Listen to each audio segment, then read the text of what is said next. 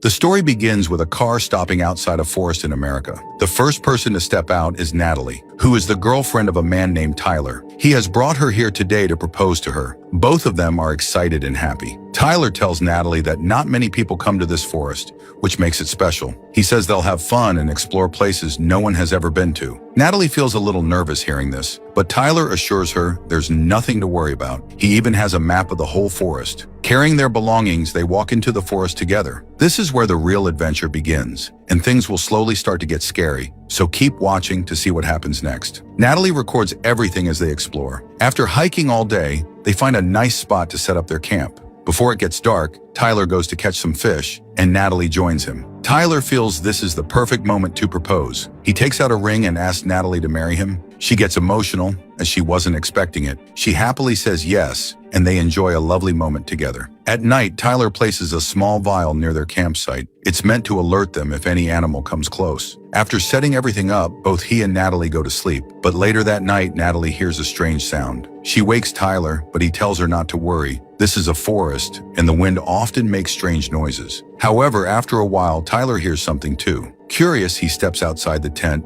and sees that someone, or something, has cut all the wires around their camp. Yet there's no one in sight. He wonders if it could have been an animal. Just as he's thinking this, something suddenly grabs Natalie and drags her into the forest. It all happens so fast that neither Tyler nor we can see what it was. The darkness makes it impossible for Tyler to know where she was taken. From that moment, his mind begins to break. People begin to think Tyler has gone mad. He starts talking about strange things and no one believes him. A whole year passes and there's still no sign of Natalie. Tyler is kept in a rehab center, but there's no improvement in his condition. Eventually, his mother decides to bring him home. Even now, a year later, Tyler can't stop thinking about that night. He tells his mother that people believe a bear took Natalie, but he doesn't believe that. He says it couldn't have been a bear. He still hears Natalie's screams in his ears, as if she's calling for help. Tyler believes he won't be at peace until he finds out what really happened to her. He tells his mother he has to return to the forest to search for answers. His mother understands that her son won't heal until he faces whatever is haunting him, so she doesn't stop him.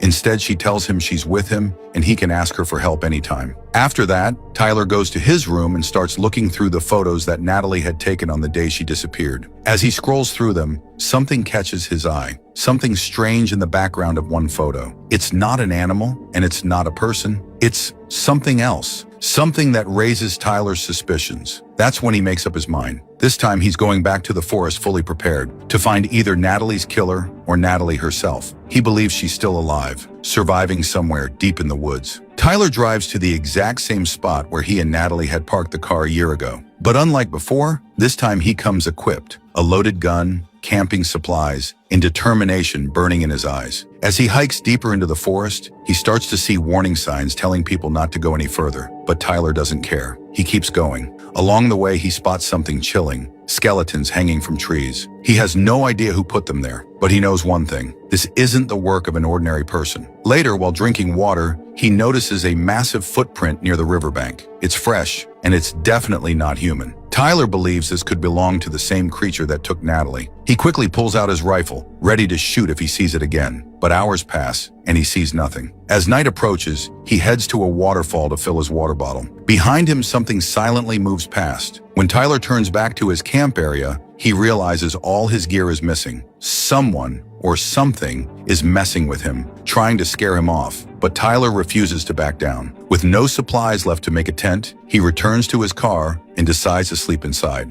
That night it happens. The creature, the one he's been searching for, attacks his car. It slams into it, trying to break in or frighten him. Tyler grabs his gun and starts firing, but the creature vanishes into the darkness before he can land a shot. Morning comes. Tyler is shaken but alive. Just then, a man named Johnny appears. Tyler is stunned, but also relieved. The sight of another person gives him hope, maybe even a second chance to uncover the truth. Johnny tells Tyler, "I'm a hunter. I heard the sound of your gunshots and came to check. Don't panic. Being alone out here isn't safe. This forest is huge. Come with me. I've got supplies and a safe place to stay." Tyler senses Johnny is being honest, so he agrees to go with him. Still, after everything that happened, he feels uneasy. They head to Johnny's tent, where they share some food and water. While they sit and talk, Johnny says, "I've read about you. I remember what happened a year ago. When I saw you near the car, it all came back. Just as I was approaching, I saw a large creature running away from the area. Maybe it was a bear, but Tyler cuts in. It's not a bear. I came here to find out what it really was. But why are you here? Hunters stopped coming to this forest years ago. Johnny lowers his voice and replies, that's exactly why I'm here. I want to know why they stopped. The government used to send hunters here regularly. It was useful for them, but now no one comes. I think something's being hidden from us. I've been hearing strange sounds coming from deep in the forest. Hearing that, Tyler remembers. Natalie had also heard strange noises the night she vanished. That was the moment everything started. After a while, Johnny invites Tyler to come deeper into the forest with him. As they walk further in, Johnny leads him to a tree with an eerie sight, a human skeleton hanging from it. When I was a kid, Johnny says, I used to come here with my father. We had freedom to explore most of the forest, but we were warned never to go past this tree. The people around here say this skeleton is centuries old, and beyond this point, things exist that are beyond human understanding. Tyler stares at the skeleton, a chill running down his spine. He knows now,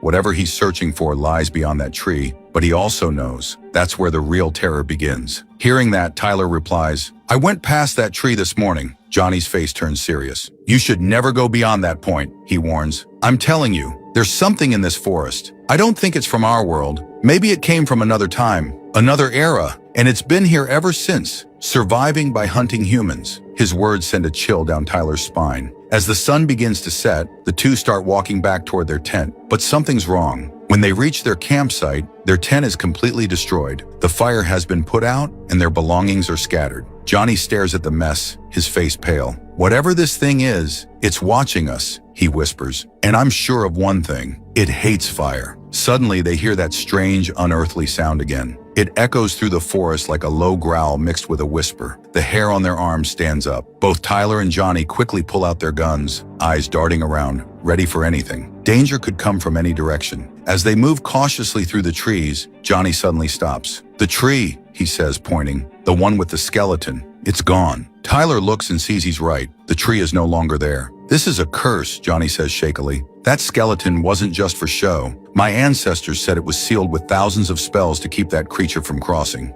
But now, it's free. It can go anywhere, even where humans have never stepped before. Just then, Tyler spots something darting through the trees. Without thinking, he runs after it. Johnny chases after him, shouting for him to stop. Suddenly, Tyler disappears from view. He's fallen into a pit. Johnny rushes to the edge and looks down. His heart drops. The pit is filled with human skeletons, dozens of them. Skulls, bones, torn clothes, all piled together. Whatever hunts this forest has been bringing its prey here for a long time.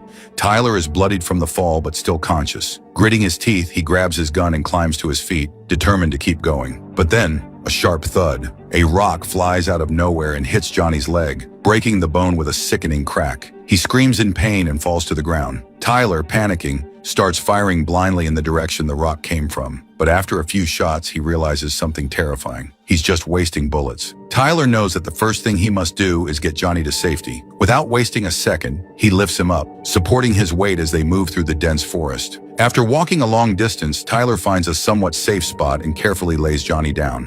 When he checks the injury, his worst fear comes true. Johnny's leg bone has snapped and pierced through the skin. It's a serious break, and fixing it won't be easy, but Tyler can at least try to reduce the pain. He gives Johnny some painkillers and reassures him softly. I'll be back. I have to go back to that pit. My bag was there. I need the supplies. Johnny grabs his arm weakly and warns him, don't go alone. You won't survive. But Tyler is determined. If I don't go, he says, we'll both die here. He gives Johnny a few bullets for protection, then heads back toward the pit, careful and alert. Using every bit of caution and strategy, he makes his way to the place where the skeletons were. He retrieves his bag and begins heading back when something catches his eye. A glimmer on the forest floor. He bends down and picks it up. It's the ring. The same ring he gave Natalie when he proposed. Memories flood back. The smile on her face, the joy, the laughter, the love. His hands tremble. Tears well up in his eyes, but then he feels it. That cold, heavy feeling behind him. He knows without looking, the demon is there. He doesn't dare turn around. He runs, fast, focused, fear burning in his chest. He makes it back to Johnny and immediately begins tending to his wound. The bone is still sticking out. Tyler takes a deep breath, pours alcohol over the leg, then pushes the bone back in. Johnny screams silently, his teeth clenched, fists shaking in agony. "Don't make a sound," Tyler whispers. "If he hears us, he'll know we're vulnerable." Once the bone is set, Tyler wraps the wound tightly with a strip of cloth from his shirt. Johnny is pale but conscious. Tyler supports him again,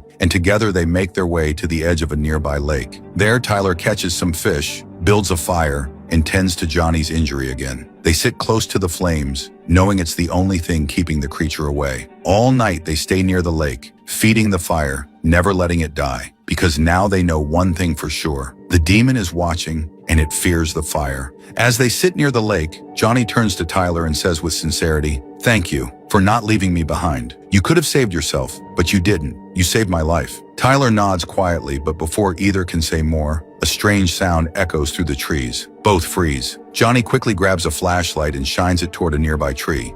For just a moment, they see it, a glimpse of the demon, a tall, terrifying figure, barely human in shape. It stands just at the edge of the light, staring at them, unable to come closer because of the fire. That night, neither of them sleeps. They keep the fire strong, their weapons ready. The creature watches but never moves closer. When morning finally comes, Tyler checks Johnny's leg again, cleans the wound, and catches more fish. While they eat, Tyler finally opens up. "I loved Natalie more than anything," he says, eyes distant. "The night she vanished, I searched everywhere. I screamed her name until I lost my voice. Even the police couldn't find her. It was like she was swallowed by the forest." Johnny listens, then quietly shares his own loss. "I had a dog, my best friend, smart, loyal. One day he ran into this forest and never came back. I waited, searched, but deep down, I knew." Days go by like this, nights by the fire, days filled with tension and survival. But after so long, and still no sign of hope, Tyler begins to break.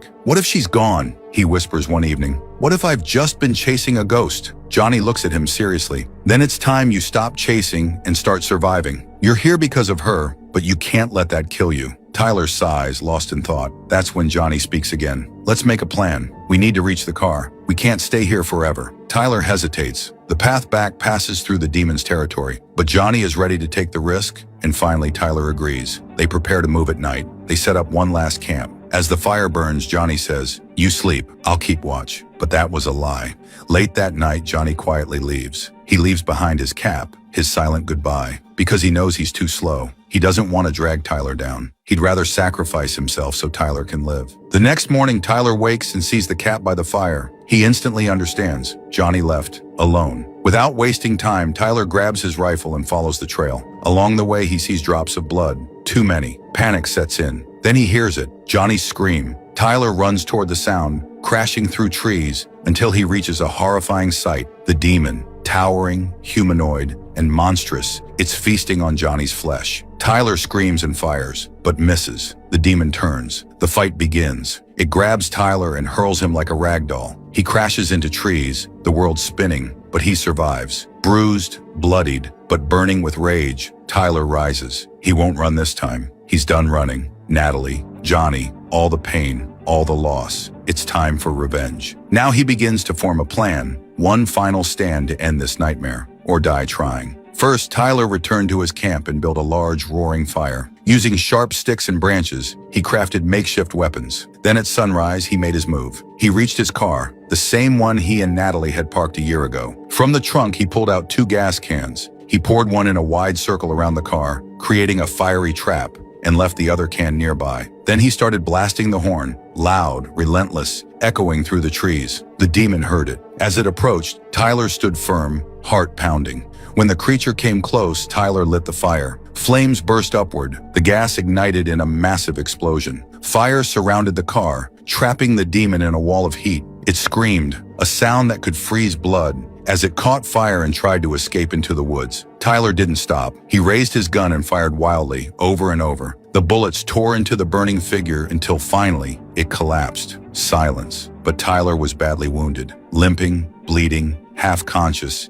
he staggered toward the road. There, by pure luck, passing hikers saw him and rushed him to the hospital. When Tyler finally opened his eyes, a man was sitting beside his bed. His name was Cyrus. "I've heard everything you said," Cyrus began, "about the demon. It's all true." Tyler blinked, confused. "But I killed it," Cyrus shook his head. "No, you heard it, but it's not dead. And now it's angrier than ever." He leaned in closer. "We're part of a cult. Not the kind you're thinking. We hunt things like that. We've existed for centuries, and we need people like you. Brave people, survivors. Cyrus looked him in the eye. Will you join us? The screen fades to black before Tyler can answer. But the questions remain. Will Tyler join the cult? Who are these mysterious people really? Guardians or something darker? And what about Natalie? Was she taken? Is she still alive somewhere in that forest? Or something else now? Let us know your thoughts in the comments below. This story isn't over. A new chapter is coming. Until then, stay safe, stay curious. See you in the next video. Peace out.